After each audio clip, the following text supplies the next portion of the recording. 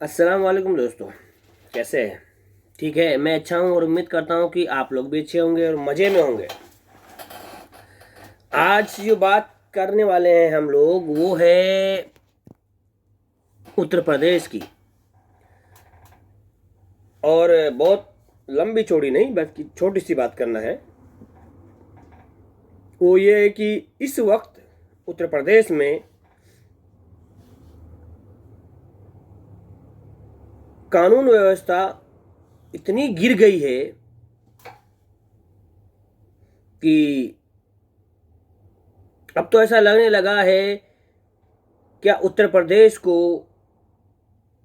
योगी राम राज्य के नाम पर राक्षस राज बनाना चाहता है। जी हाँ, आपको ये जानकर हैरानी होगी कि जो लोग सरकार में हैं वो लोग आरोपियों के लिए संस्कार के बयान देते हैं।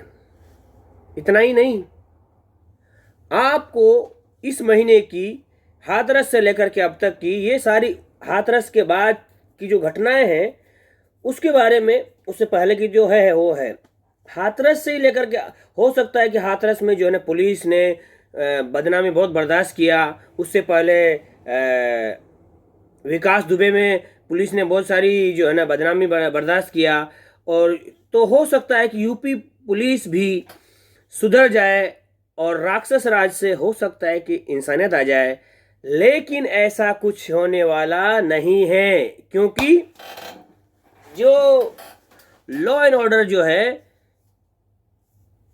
राज्य सरकार के हाथ में है। और राज्य सरकार कौन चला रहा है? बीजेपी है। बीजेपी का कौन वहां पे बैठा हुआ है मुख्यमंत्री? राक्षस योगी है। अब ऐसे राक्षस जो जिनका मकसद ही दंगा करना है, जो आए ही दंगे के बुनियाद पर है, तो राक्षस राज कैसे खत्म हो सकता है? बल्कि योगी के आने के बाद तो उत्तर प्रदेश में इजाफा हुआ है। हर दिन बोल रहा हूं मैं, हर दिन 10 लोगों की मौत होती है। मौत नहीं, कत्ल होता है, सिर्फ कत्ल। यूपी में हर दिन 10 लोगों का कत्ल होता है, और चाहे वो रेप करके हो लड़कियों का या फिर गोली मार करके हो, बीजेपी नेताओं के जरिए हो, बहरहाल 10 लोगों का कत्ल डेली होता है यूपी में। उसके बाद इस वक्त पूरे भारत में जो कत्ल की जो परसेंटेज है उसमें से अक्सरियत यूपी का है। जी हाँ, आपको अगर विश्वास नहीं हो रहा है तो ये देखिए, ये हाथरस से पुरानी बात नहीं बता रहा हूं मैं, हाथरस के बाद की बात देखो। आपको जानकर हैरानी होगी कि जब से योगी आया है इंसानों का जीना मुहाल हो गया है, जीना मुश्किल हो गया है। पुलिस के सामने लोग किसको भी ठोक रहे हैं। पुलिस बलात्कारियों से उनके गुनाह कबूलने के बाद भी उनसे पैसे लेके छोड़ दे रही है।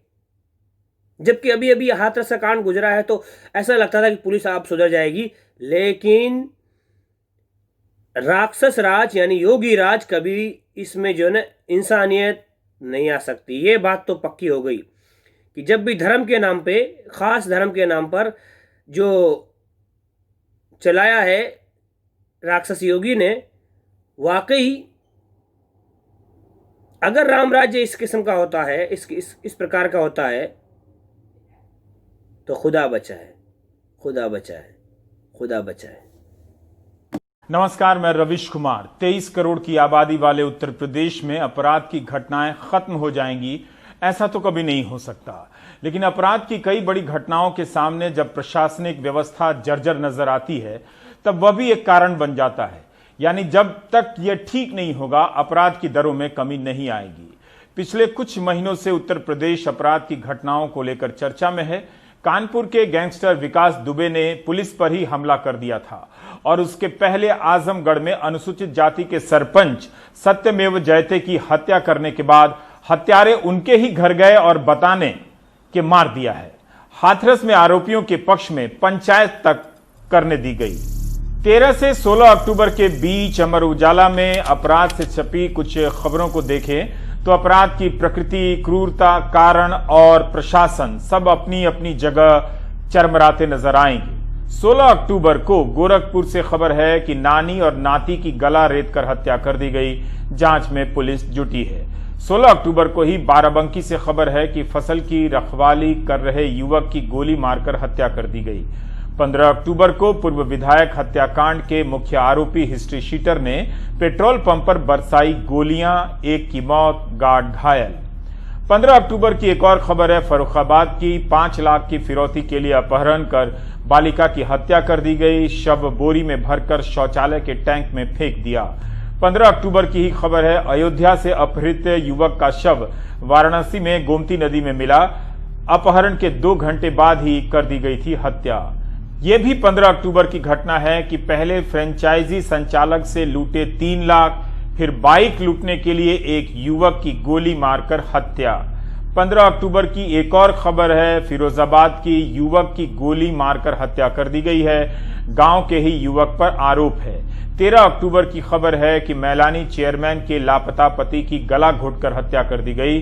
शव को नहर में फेंका। 4 आरोपी गिरफ्तार।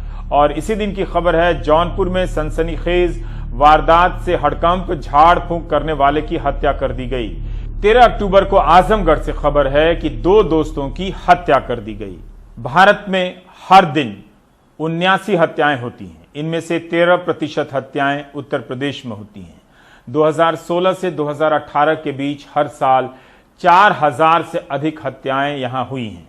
2019 में पहली बार यह संख्या 4000 से नीचे गई है। 2018 में 4018 हत्याएं हुई थी उत्तर प्रदेश में एक साल में और 2019 में 3806 हो गई। राष्ट्रीय अपराध शाखा ब्यूरो की रिपोर्ट के अनुसार यूपी में 10 हत्याएं हर दिन होती हैं। 23 करोड़ आबादी है उत्तर प्रदेश की। इसके बाद भी यूपी में पुलिस सिस्टम ऐसा नहीं दिखता जिस पर भरोसा किया जा सके। 1 अगस्त को ही गाजियाबाद के लोनी में एक 10 साल की बच्ची की बलात्कार के बाद हत्या कर दी गई। अपराधी उसका शव उसी के घर में टांग कर चले गए। पुलिस ने आरोपी को पकड़ा और छोड़ दिया। अगर उसके साथ हुई पूछताछ का वीडियो वायरल नहीं हुआ होता 2 महीने के बाद तो आरोपी के बारे में पता नहीं चलता। अब जांच की बात हो रही है। ये हाल तब का है जब हमने इस घटना को देश की बात में दिखाया था। हमारे सहयोगी मुकेश सिंह सेंगर ने इसे रिपोर्ट किया था। और भी जगहों पर इस घटना को कवरेज मिला था। स्थानीय लोग कैंडल मार्च कर रहे थे। इस घटना का जिक्र इसलिए भी कर रहा हूं क्योंकि इसके पहले हाथरस की घटना में पुलिस की जांच को लेकर सवाल उठे थे। एक उम्मीद की जाती है कि इससे दूसरी घटनाओं की जांच में सतर्कता आएगी, लेकिन पता चलता है कि लोनी में किस तरह से इस वीडियो को छिपा लिया गया और आरोपी को छोड़ दिया गया। सोचिए, हत्या और बलात्कार का आरोपी थाने में कथित रूप से आरोप कबूल कर रहा है, उसका वीडियो है और पुलिस उसे छोड़ देती है, जाने देती है। वीडियो वायरल होता है तो जांच होती है। इस मामले में एक डीएसपी ने ही आरोप लगाया था कि दारोगा ने उनका तबादला करा दिया है। बलिया का मामला आपके सामने है। अधिकारियों की मौजूदगी के बीच कोटे की दुकान की नीलामी चल रही थी। अधिकारी वहां पर थे, लेकिन एक शख्स हथियार लेकर वहां मौजूद था। उसे इस बात का भय भी नहीं रहा कि हथियार लेकर अधिकारियों के सामने नहीं जाना चाहिए, बल्कि उसने इन दोनों के सामने, तमाम बड़े अधिकारियों के सामने जयप्रकाश पाल को गोली मार दी। ऐसा करने वाला धीरेन्द्र सिंह बीजेपी का स्थानीय नेता है और विधायक सुरेंद्र सिंह का करीबी बताया जाता है। पुलिस ने मौके पर उसे पकड़ा और छोड़ दिया। यही नहीं, हत्या में इस्तेमाल पिस्तौल भी उसे ले जाने दी। यह पुलिस है यूपी की। बीजेपी विधायक सुरेंद्र सिंह का कहना है कि धीरेन्द्र उनका साथी है। वो बयान दे रहे हैं, उसने आत्मरक्षा में गोली चलाई है। वह विधायक रहें या ना रहें, लेकिन एक स्वाभिमानी और संस्कारी व्यक्तित्व की रक्षा नहीं कर पाए तो उनके विधायक रहने का कोई मतलब नहीं। ये विधायक जी ने कहा। हम और आप समझ रहे हैं कि अपराध का मामला है, लेकिन विधायक जी तो इसे संस्कार और स्वाभिमान के लेवल पर ले गए हैं। बस राष्ट्रहित बताना बाकी रह गया था। ये बलिया का दुर्जनपुर गांव है। सरकारी राशन की दुकान के अलॉटमेंट में पुलिस की मौजूदगी में अपराधी गोलियां चला रहे हैं। 10 राउंड की फायरिंग की आवाजें तो इस वीडियो में भी रिकॉर्ड हैं, सुनी जा सकती हैं। आरोप है कि इनमें बीजेपी विधायक सुरेंद्र सिंह का करीबी साथी धीरेन्द्र सिंह भी था। गोली चलाते उसकी तस्वीर भी वायरल हो रही है। उधर के आदमी जनबा धीरेन्द्र प्रताप सिंह उर्फ डब्लू सिंह के पार्टी जनबा की ईंट पत्थर जनबा डंडा चलाना चालू कर दिए। इधर से भी झगड़ा हुआ जनबा, तो उसमें जनबा 3 आदमी फायर कर रहे थे। एक बाहरी बदमाश था, हम पहचानते नहीं हैं, और अजय सिंह भी फायर किए हैं। चश्मदीद कहते हैं कि धीरेन्द्र सिंह ने जयप्रकाश पाल की हत्या कर दी। पुलिस ने मौके पे गोली चलाते धीरेन्द्र सिंह को पकड़ भी लिया। इस वीडियो में पुलिस उसे पकड़े नजर भी आ रही है। पुलिस पे आरोप है कि वो उसे वहां से थोड़ी दूर बंधे पे ले गई और वहां पहुंच के उसे भगा दिया। जयप्रकाश के घर वालों का सवाल है कि ऐसा क्यों हुआ। धीरेन्द्र प्रताप सिंह हमारे भाई को गोली मार करके भाग रहे थे, तो सूर्यकांत पांडे ने जो उसको जब दबोच लिया। दबोचने के बाद सिपाही ने 4-5 डंडा मार करके और सड़क पर लिया करके भगा दिए। 2-4 डंडे जनबा मार करके जो सभी सिपाही ने बाहाँ ऐठ करके जनबा के बांधे पर लिया करके, और उसके जनबा के साथ में हथियार भी था, हथियार भी दे दिया और उनको भगा दिया। हम लोगों का जन्म की प्रशासन पिटिया लिया और बंधे पर ले जा करके छोड़ दिया। तो उस अपराधियों का जन्म की जब प्रशासन के जन्म हवाले हो गया जन्म, तो प्रशासन क्यों छोड़ दिया, मैं यही जानना चाहता हूँ। सीएम योगी के आदेश पर वहां मौजूद सभी पुलिस वाले सस्पेंड कर दिए गए हैं और आरोपियों को पकड़ने के लिए दबिश दी जा रही है। जो भी यहाँ कल पुलिसकर्मी तैनात थे उन सबको सस्पेंड कर दिया गया है और शासन ने जो अधिकारी थे उनको खिलाफ भी कार्रवाई की है।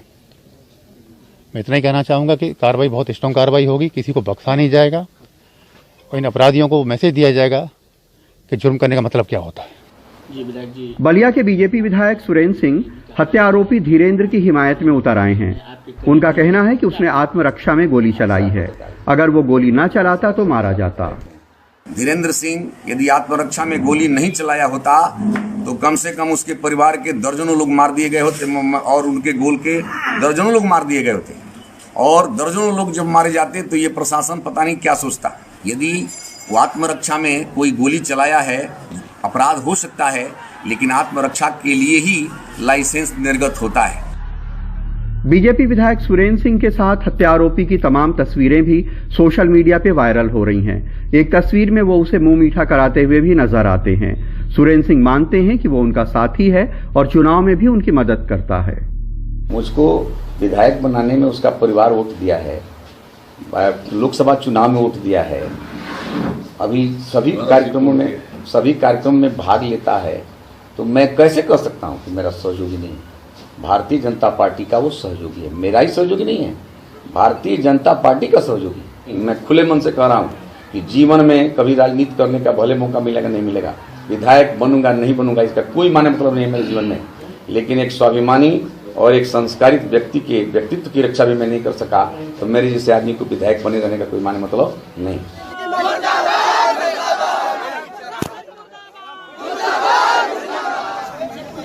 बीजेपी विधायक सुरेंद्र सिंह अपनी ही सरकार की पुलिस से बहुत नाराज हैं। उनका कहना है कि पुलिस सिर्फ उनके साथी के खिलाफ कार्रवाई कर रही है, दूसरे पक्ष को बचा रही है। प्रशासन द्वारा की जा रही एक तरफा कार्रवाई की मैं निंदा करता हूं। प्रशासन एक तरफा कार्रवाई करके न्याय को का गला घोट रहे हैं। जब एक तरफ से 6 महिलाएं चोटिल होकर के हॉस्पिटल में भर्ती हैं और एक आदमी बनारस रेफर हो चुका है, उनके पीड़ा को कोई नहीं देख रहा।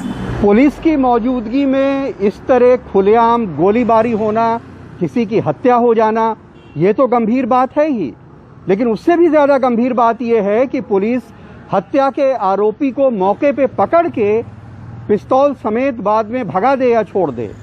और उससे भी ज्यादा गंभीर बात है कि उस इलाके का रिप्रेजेंटेटिव ये कहे कि ये मेरा आदमी है और इसने अपनी जान बचाने के लिए गोली चला के हत्या कर दी है।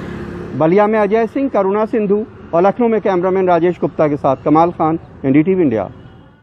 हाथरस के संदर्भ में इतनी बहस हुई, पुलिस और प्रशासन की आलोचना हुई, सभी पक्षों पर चर्चा हुई, लेकिन ना तो असर समाज पर पड़ा, ना ही नौकरशाही पर। यूपी की लड़कियां हिंसा का शिकार हो रही हैं। राष्ट्रीय अपराध शाखा ब्यूरो के रिकॉर्ड कहते हैं कि 2017 से 19 के बीच महिलाओं के खिलाफ हिंसा बढ़ी है। छेड़खानी और बलात्कार की पीड़िता 2 नाबालिग लड़कियां आत्महत्या कर चुकी हैं।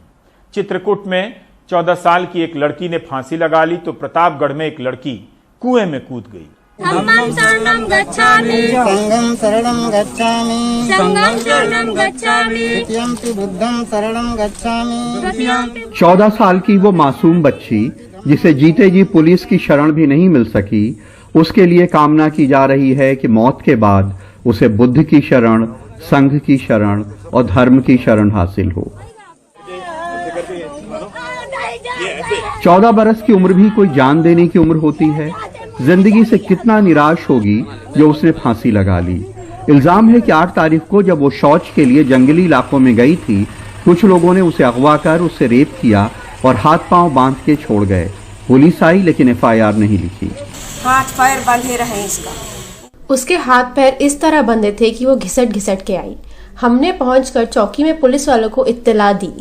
जब उन्हें बुलाया तब वो आए और हमने कहा कि इसे छुड़ाएं और फोटो खींचे। तब उन्होंने फोटो खींचा। बुलावा आए मका साहेब छोड़ा इसका फांस हाथ कहा तुम छोड़ा मका फोटो खींचा। तब वो फोटो खींची नहीं।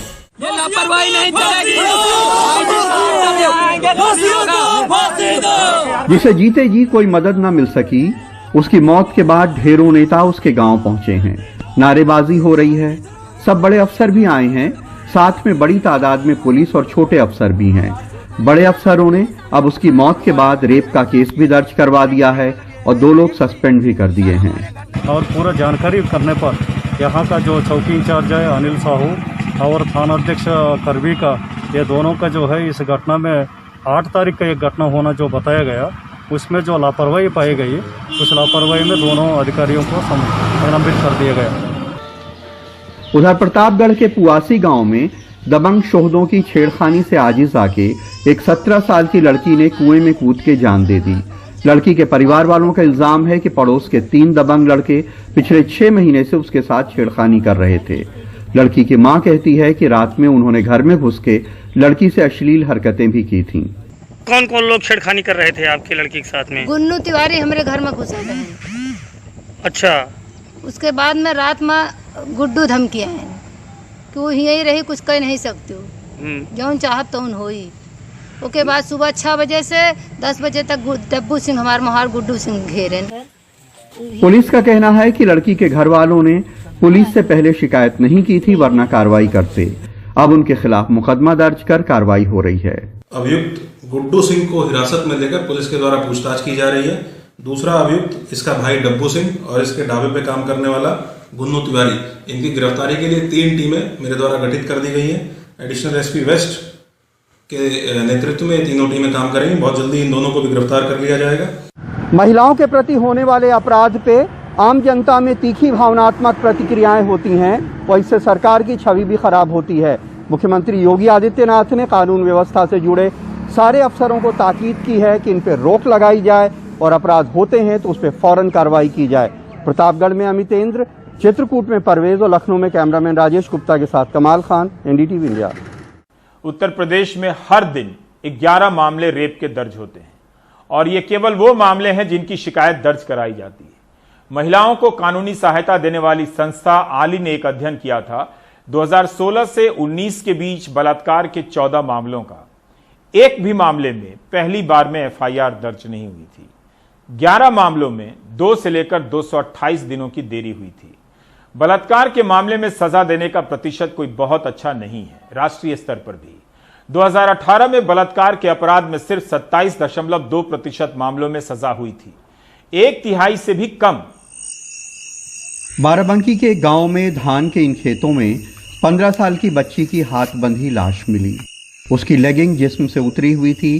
वो 4 बजे के करीब खेत में काम करने गई थी, देर तक नहीं आई, ढूंढने पे लाश मिली। अरे वो धान काटने गई थी, अब जो हुआ हम नहीं जानते। तुम बॉडी देखा जब? जी। क्या दिखा तुमने? अरे वो लेगे उसके नीचे थी, हाथ बंधे थे, और पड़ी थी तिरछा। अच्छा तो क्या रिश्ता है तुम्हारी उस लड़की से? हमारी लड़की है, चाचा है उसकी। सगी चाचा है जी। अब गांव में पुलिस लगी है, मुजरिम की तलाश हो रही है। पुलिस ने रिपोर्ट दर्ज कर ली है। डेड बॉडी का पंचनामा भर करके विधिक कार्रवाई की जा रही है। इसे का जो है साक्ष्य संकलन हेतु एडिशनल एसपी साउथ के नेतृत्व में एक टीम का गठन कर दिया गया है। शीघ्र ही इसमें समस्त वैधानिक कार्रवाई की जा रही है। बांदा में एक 7 साल की बच्ची रेप के बाद अस्पताल में भर्ती है, जहां उसकी हालत गंभीर है।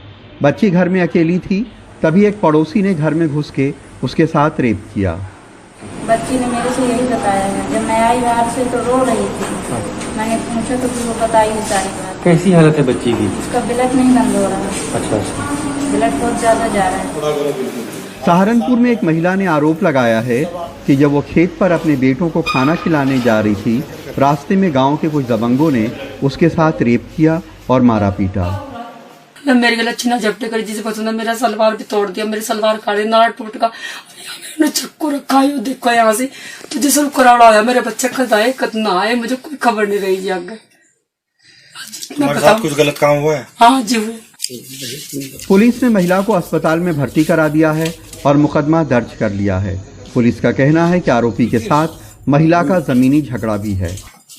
वादी द्वारा बताया गया है कि उनकी मां के साथ उन्हीं के पड़ोसी उनके द्वारा बलात्कार किया गया है, जिसके संबंध में तहरीर दी गई है। तहरीर के आधार पर मुकदमा दर्ज कर आगे वैधानिक कार्रवाई की जा रही है। एक बहस ये भी है कि क्या रेप रोकने के लिए सिर्फ पुलिस जिम्मेदार है, या वो समाज भी जो बचपन से बच्चों में फ्यूडल और पेट्रियार्कल यानी सामंतवादी और पितृसत्तात्मक सोच भरती है और महिलाओं का सम्मान करना नहीं सिखाती। ये सही है कि शायद समाज ज़्यादा जिम्मेदार है, लेकिन वो पुलिस भी जिम्मेदार है, जिसका इकबाल अगर कायम हो तो अपराध कम होते हैं। सहारनपुर में अशोक, बाराबंकी में सरफराज और बांदा में सलाउद्दीन के साथ कमाल Khan, NDTV India. Anti Romeo दस्ता बनाने की बात थी, कितना हंगामा हुआ था। यह दस्ता किस रूप में काम करता है और इसने कौन सा ऐसा काम किया, अब इसकी कोई बात नहीं होती है। उसकी जगह मीडिया में ऑपरेशन दुराचारी की चर्चा सुनने को मिल रही है। असल में नाम तो ढंग का ढूंढ लाते हैं, काम नहीं हो पाता है। पुलिस की क्षमता वही की वही है। एक ही सिपाही को दिन भर में 5 बार अलग अलग ऑपरेशन में काम करना हो तो वो क्या काम करेगा? उसे साइकिल का भत्ता 200 रुपए मिलता है। कई मामलों में पुलिस गिरफ्तार करती है अपराधियों को और कई मामलों में पुलिस अधिकारी सस्पेंड भी होते हैं, लेकिन इसका असर न तो अपराध पर पड़ता है न ही पुलिस विभाग पर। जैसे सस्पेंड होना ध्यान हटाने भर का मामला हो। राजनीतिक विरोधी उत्तर प्रदेश में प्रशासनिक कार्यों में एक जाति के दबदबे और वफादार नौकरशाही का आरोप लगाते हैं। यही आरोप योगी सरकार से पहले की सरकार पर लगता था। तो क्या सरकार बदलने से कुछ नहीं बदलता है? वफादार नौकरशाही के एक समूह की जगह दूसरा समूह आ जाता है और वही काम फिर चलता रहता है। इंडियन एक्सप्रेस में 16 सितंबर को एक रिपोर्ट छपी है। मुख्यमंत्री योगी आदित्यनाथ ने अपने 3 साल के कार्यकाल में 15 आईपीएस अफसरों को सस्पेंड किया है। इसी साल 6 आईपीएस निलंबित किए गए हैं। 7 तो अभी तक निलंबित हैं और 8 का निलंबन वापस हो चुका है। 15 अक्टूबर को बलिया में गोली चलने के प्रकरण में एसडीएम, सर्कल अफसर और मौके पर मौजूद सभी पुलिस वालों को निलंबित कर दिया गया और उन पर कार्रवाई की गई है। 3 अक्टूबर को बिजनौर में नागरिकता संशोधन कानून के विरोध में हुए प्रदर्शन की जांच करने वाले अधिकारी नरेश पाल सिंह को निलंबित कर दिया गया। 2 अक्टूबर को भी हाथरस केस में आईपीएस समेत 5 पुलिस अधिकारियों को सस्पेंड कर दिया गया। 9 सितंबर को भ्रष्टाचार और व्यापारियों से अवैध वसूली करने के आरोप में महोबा एसपी मणिलाल पाटीदार को सस्पेंड कर दिया गया। 8 सितंबर को प्रयागराज एसएसपी अभिषेक दीक्षित को भ्रष्टाचार और अपराध नहीं रोक पाने के कारण निलंबित कर दिया गया। 24 अगस्त को बलिया में पत्रकार रतन सिंह की गोली मारकर हत्या कर दी गई थी। इस संबंध में एक पुलिस अधिकारी को सस्पेंड किया गया था। निलंबन का असर दिखता नहीं है। इन विश्लेषणों को पढ़कर लगता है, और यही तो होता है, कि हर मुख्यमंत्री वफादार नौकरशाही चाहता है। इस क्रम में चाहते हुए भी और ना चाहते हुए भी एक जाति का समीकरण बनने लगता है। तमाम राज्यों की ये बात है। किया जाता होगा इस मकसद से कि प्रशासन पर नियंत्रण होगा, मगर नतीजा यह होता है कि नीचे तक सिस्टम बेलगाम भी हो जाता है। क्या यूपी वफादार नौकरशाही और एक सामाजिक तबके के गठजोड़ के पुराने दौर से गुजर रहा है? हमसे बात करने के लिए हमारे सहयोगी कमाल खान जुड़ रहे हैं। कमाल, आपकी कई महीनों से, खासकर हाल के कुछ महीनों से तो मैं सारी रिपोर्ट देख रहा हूं जो आपने अपराध को लेकर की है वहां से, लखनऊ से, उत्तर प्रदेश से। मैं ये जानना चाह रहा था कि अभी देखिए गाजियाबाद में हुआ कि अपराधी ने वीडियो पे कबूल किया कि उससे कथित रूप से अपराध हुआ है, पुलिस ने उसे छोड़ दिया। बलिया का ये मामला है कि पुलिस गोली चलाने वाले को पकड़ती है और फिर हथियार के साथ जाने भी देती है। क्या आपको लग रहा है कि यूपी पुलिस के भीतर ऐसा कुछ हो गया है जिसके कारण बार बार ऐसी खबरें सुनने को, देखने को मिल रही हैं?